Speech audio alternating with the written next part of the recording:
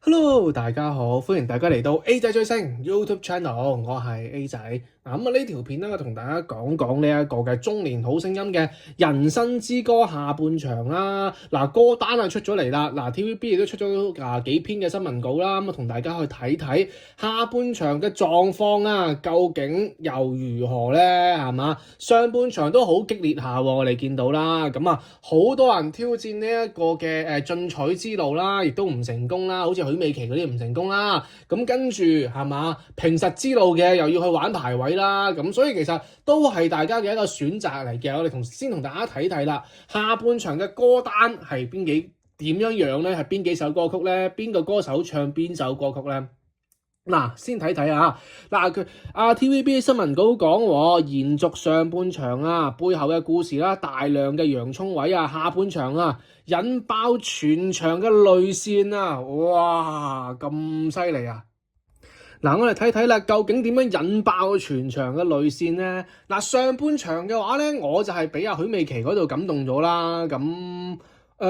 真正真係流眼淚嘅就許美琪嗰首歌啦。咁其他就可能我係男士啦，就冇話太過眼淺咁樣樣嘅。咁但係你話下半場又如何呢？究竟邊首歌亦都可以感動到我呢？我哋先睇睇個歌單啦。咁同大家做一個預測啦。先睇睇個歌單先嚇。歌單就咁樣嘅，我哋望翻下半場嘅話都係9位歌手啦。歌單就佢亦都係唔會話係按順序嘅，打亂啲順序嘅，點都好啦。第一個蔡密哲唱光明啊，原唱係汪峰嘅；姚兵唱你不在，原唱係王力宏嘅；周志康唱身體健康，原唱係張衛健嘅。方亞高巴唱孩子啦，原唱係譚詠麟嘅。當然亦都有菲律賓語版本嘅孩子喎。當然游淑晴唱海闊天空啦，唔係 Beyond 版喎，係原唱係信樂團嘅版本嚟嘅。另外吳亦偉唱爸爸，邊個係原唱啊？冇原唱，因為呢首歌係原創歌曲嚟嘅。吳亦偉哇，二度演唱原唱歌喎，犀利喎吳亦偉嚇。另外卓悠燕唱追啊，原唱係張國榮嘅。當然雷小雷唱隱形的翅膀啦，原唱係張韶涵啊。許雲妮唱女人心，原唱咧就係梅艷芳嘅。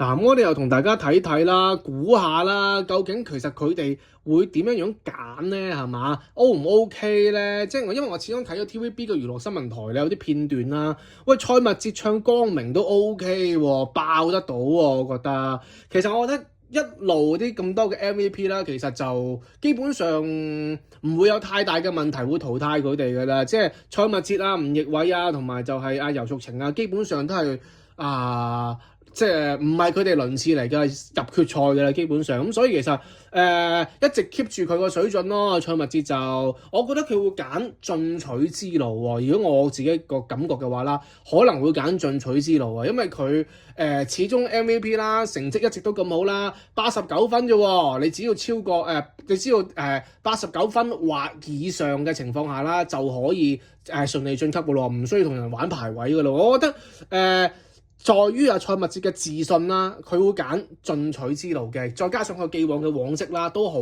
強嘅情況下啦，一定會即係我估佢會揀進取之路咯。咁唔知大家點睇啦？另外姚兵嘅唱你不在啊，原唱係王力宏嘅。你話其實下半場嗰啲歌手啦，你話實力較弱少少，可能都會擺到落去姚兵啊，又或者係高巴啊，又或者係邊個咧？係咯，姚兵啊、高巴啊，又或者係可能都去到游淑晴噶啦。因為點解咧？雷小雷基本上唔會點 foul 住，因為已經我之前條片都已經講咗啦。雷小雷去到已經係許志安嗰一集噶啦，都仲未俾人 foul 嘅。咁佢嘅成績唔會低得去邊嘅，佢嘅成績唔會俾人 foul，唔會太危險嘅，一路高歌嘅。可能而家陳潔靈啊 Michelle 嗰集就未出嚟啦，咁去到許志安嗰集都仲有雷小雷嘅話，哇！咁我相信雷小雷嘅成績都非常之好噶啦，即唔係話非常之好啦，都唔會話好低嘅情況下啦。所以如果係咁嘅情況下，唔係雷小雷呢一 round 咁嘅話，會 foul 邊幾個咧？係啦，我覺得上半場就係馬浩儀嘅，咁會唔會去到莫家淦啊、可南身上咧？定係會過到嚟呢一邊咧？會上半場一個，下半場亦都喺下半場班選手度揀一個 foul 咁樣咧。嗱，咁我覺得大概咧會係上半場一個，下半場一個咁樣嘅。我唔相信好難會話集中喺上半場 foul 嘅。我自己感覺啦。咁我哋睇睇如果你話呢一場，我會覺得係最差嘅，可能我會覺得可能會去到呢一個嘅方亞高巴或者姚兵身上啦，或者係崔柔燕都唔一定。咁之後講到再講啦。但係如果你話要我去睇嘅話咧，因為始終之前肥媽都親口喺一個見面會嗰度啦，亦都親口講咗方亞高巴係會走人噶啦，係會俾人 foul 噶啦，係會有出錯噶啦。咁究竟方亞高巴出錯嗰一 round 係邊一 round 咧？係嘛？係之後嗰一 round 咧，定係係今晚即係今晚嘅呢個禮拜日晚嘅呢一晚會出錯咧？我哋都唔清楚啊，但係都認住都危乎嘅，都差唔多噶啦。如果肥媽冇講錯嘅情況下啦，佢親口爆出嚟嘅情況下啦，大家冇聽過我條片可以聽翻，因為有埋錄音嘅喎，喺片頭有錄音嘅，咁大家可以 search 一下，或者A 仔追星跟住方亞高巴肥媽呢啲 keywords 你應該揾得到噶啦。跟住如果你想麻煩少少嘅，你咪睇翻我啲歷史記錄咯，咁多條片你咪碌上去睇睇咯，咁你一定會揾得到嘅。咁大家可以聽翻啦，因為片頭係有肥媽當日嘅一個親口嘅一個講啦，親口嘅一個佢自己嘅一個發言嗰陣時係講到方亞高巴係俾人foul咗嘅。咁當日啦，唔單止啦，好多台手機都有影到嘅。咁大家睇睇啦，究竟方亞高巴係幾時俾人foul咧？咁翻嚟啦，姚兵嘅話危唔危險咧？我覺得喺呢一班人當中咧，佢嘅實力都唔係話太強嘅啫，都危險㗎。唱王力宏嘅你不在，究竟得唔得咧？嗱，我覺得姚兵係會唱平實之路㗎啦，會選擇平實之路㗎啦。佢以佢既往嘅一啲戰績嚟講啦，真正上過90分好似得一次咋喎，係嘛？跟住就基本上都難啲啊。我覺得佢會踏實啲嘅，會平實之路咯。咁周志康唱身體健康，原唱係張衛健嘅，咁我覺得佢都會揀平實之路。周志康唔會話咁冒進啊，周志康佢知道自己嘅實力嘅。咁當然啦，周志康嘅話，佢之前都係上過去9字頭有冇上過？冇，好似冇喎，有冇上過啊？一直都爭啲咁啊，所以我覺得佢會揀平實之路啲嘅，都會穩陣少少嘅。咁當然啦 ，TVB 亦都出咗篇新聞稿啦，係講到周志康嘅，就講到佢細個嗰陣時咧就經常病啦，所以屋企啲父母爺爺嫲嫲佢阿哥都會好照顧佢嘅。到佢依家啦咁佢亦都係啦，之前病咗啦，佢個女啦都有去照顧佢啦，咁亦都係啦。佢唱呢首身體健康嗰陣時咧，佢嘅一個太太啦，同埋佢個女啦，當然佢自己啦都係有喊晒嘅，咁唱到啦流晒眼淚啦，大家都感動得到佢嘅一個屋企人啦，亦都感動到佢自己嘅。咁所以現場我相信都會唱得比較好吧，我個人認為啦。周志康係一路睇住佢好嘅，咁之前其實我覺得佢因為馬浩儀嘅一啲走音先令到佢上唔到9字頭啫。如果唔係，我覺得佢其實如果佢 OK 嘅，譬如出台等等啦，佢自己唱啦 OK 嘅。佢之前嗰個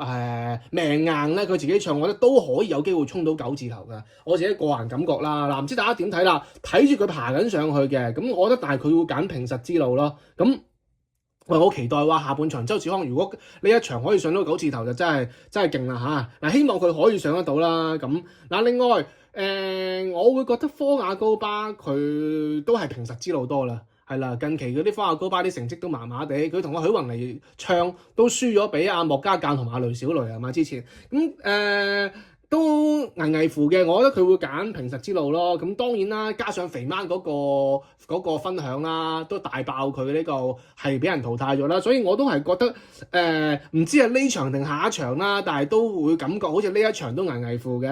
咁但係佢唱譚詠麟嘅孩子啦，咁另外佢亦都係有個菲律賓話版嘅一個孩子咧呢首歌曲啦。咁究竟唱翻佢自己家鄉嘅語言，究竟得唔得咧？係嘛？嗱，呢個好難講，真係好難講，但係都係會擺喺危險嗰度噶啦。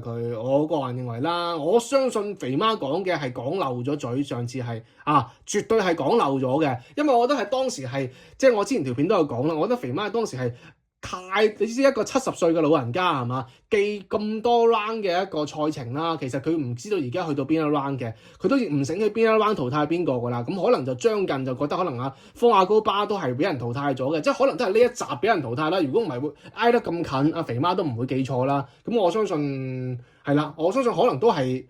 會唔會科亞高巴會出錯咧？因為佢嗰句話係高巴出錯咗就走咗啦，元帥出錯咗就走咗啦，所以叫大家唔好犯錯咯。咁所以會唔會喺呢一度出錯咧？嗱，我都係選擇相信肥媽㗎嚇。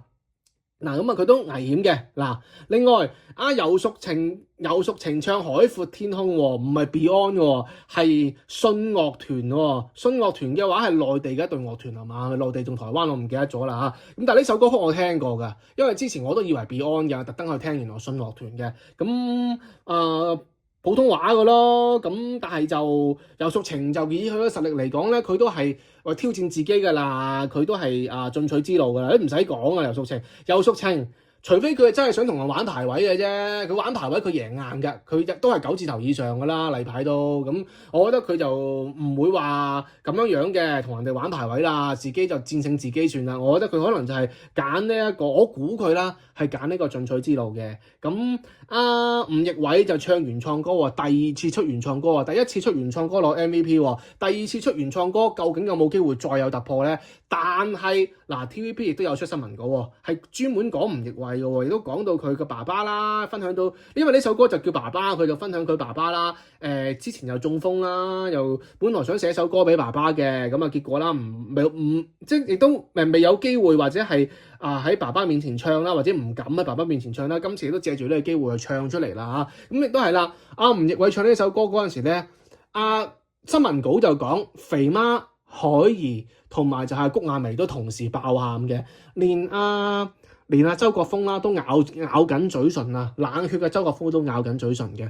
咁海兒啦都已經係喊到真係啲紙巾都係滿嘅紙巾都喺晒佢嗰度啦，一大堆紙巾嘅。咁所以其實我覺得可能會好高分。如果咁多人都喊嘅情況下啦，可能都會好高分啊。我覺得佢都係會揀呢一個進取之路啦。喂，2次 MVP 喎，你唔係話仲同人玩排位係嘛？我覺得都唔厚道啦，係嘛？如果你玩排位一定係攞好高分嘅。咁對於嗰啲當然又唔可以形容唔厚道嘅，只不過我覺得佢唔會咁樣做咯。我估佢係玩進取之路咯。另外咁卓悠燕唱追喎，呢度會唔會話出現問題咧？唱張國榮版嘅追喎，因為始終呢首歌曲啦。卓悠燕唱咗咁多次歌曲啦，佢好難會好收得到喎。佢放係放得到嘅，佢收嗰度未必會做得好好嘅喎。嗱，唔知得唔得啦？因為呢首歌咧未係太爆嗰啲歌曲嚟嘅，唔知喺呢啲真係講故事咁抒情嘅歌曲啦，卓悠燕得唔得咧？我覺得呢度係有個問號有 question mark 喺度嘅。咁我都貼佢。好多人話佢入唔到去10強啦，但係我覺得會唔會咧？佢嘅實力喺度嘅，睇評審 buy 唔 buy 嘅啫。我個人認為啦，咁所以係咯，呢度都係嘅，我覺得。但係今個輪次可能都係會去到姚兵同埋方亞高巴身上咯。如果你話下半場嚟計，卓悠燕會唔會話去到好差咧？即係如果你話倒數3個嘅話，我都可能會貼卓悠燕方亞高巴同埋就係姚兵咁樣啦。另外。卓悠燕，我估佢以佢嘅性格咧，我感覺佢會揀進取喎，係嘛？即係卓悠燕嘅性格咧，其實佢係好想突破自己、挑戰自己，佢唔係好想同人玩排位嗰啲嘅，戰勝自己咁樣樣。我覺得以佢嘅性格啦，佢係想突破一下嘅。我覺得佢會揀呢個進取之路咯，以佢嘅性格我估㗎咋呢個。咁另外啦，雷小雷係唱《隱形的翅膀》嘅，咁張韶涵嘅歌曲啦，咁亦都係啦 TVB 亦都有新聞稿啦，亦都有講到雷小雷嘅故事啦，就講到佢同佢嫲嫲嘅故事啦，亦都係分享到即係佢係一個單親家庭啦，咁自幼就係同嫲嫲就相依為命啦，咁佢嫲嫲亦都由細個同佢一早就起身去掘啲中藥等等，同嫲嫲嘅經過啦，咁亦都去到後即係唱完呢首歌嗰陣時咧，佢都用翻佢嘅一個家鄉嘅語言啦，嘅一個民族嘅語言啦，去同佢嫲嫲告白啦，咁其實都係感動全場嘅。雖然好多人聽得唔係好明啦，但係亦都係好多爆喊嘅位置嘅。咁呢一個嘅下半場啦，好似因為如果用翻佢嗰句話就係下半場就係哇呢一個延續上引爆全場嘅淚腺啊嘛，下半場係最誇張嘅，引爆全場淚腺。嗰雷小雷呢度亦都係會爆喊，我相信啲評審啦。咁所以成績應該唔會差得去邊㗎。雷小雷再加上玩到去許志安嗰集嘅，咁即係玩到好後期啦。我個人認為，咁唔會有太大嘅問題㗎啦。如果你叫我哋去估嘅話，但係佢都係會揀平實之路嘅。踏實啲嘅，我覺得雷小雷都係，因為佢好少可話有高過89分以上嘅，我估計啦。咁所以都會覺得會揀平實之路咯。咁另外許雲妮嘅話咧係唱女人心，原唱係梅艷芳嘅。咁究竟得唔得咧？即係許雲妮嘅話，我覺得佢上次同方亞高巴唱嗰首咩啊？唱嗰首謝霆鋒嗰首活着 Fever 啦，係有少少阻礙得到佢嘅。兩個人係嘛？兩個人演出，因為始終佢哋 rock 又 rock 得唔夠謝霆鋒咁有態度啦，所以我個人認為佢今次嘅話咧，可能係一個人唱翻solo 翻，我覺得係會爆發到佢自己嘅。呢首歌究竟可唔可以爆上去咧？我覺得許雲妮雖然身高唔係太高啦，但係我覺得佢對自己係都會有一個信心嘅。我個人認為啦，佢都係想挑戰下自己嘅，好進取下嘅。我個人認為啦，佢會揀進取之路咯。我自己個人感覺啦，亦都可能會等緊佢一個機會俾佢爆發嘅，會唔會就係今場會俾佢爆上去咧？咁期待一下咯。所以我最後嘅估計就係呢一場嘅話咧，可能下半場如果你話真係要危險少少嘅選手啦，我覺得就會落到去方亞高巴同埋就係姚兵或者係卓柔燕身上啦。咁因為我估許雲妮會爆一爆吧，跟住雷小雷就鐵定入㗎啦，咁呢啲又唔需要點考慮啦。咁如果我估下半場可能會危險，會去到呢3個選手當中咯。大家唔知點睇啦，大家估下啦。做一個嘅人生之歌下半場嘅一個少少嘅預告啦，亦都同大家做一個少少嘅預測咁樣咯。好，呢條片講到呢度。咁同埋你哋又期待邊一個嘅選手嘅演出咧？係嘛？大家可以留言區話俾我。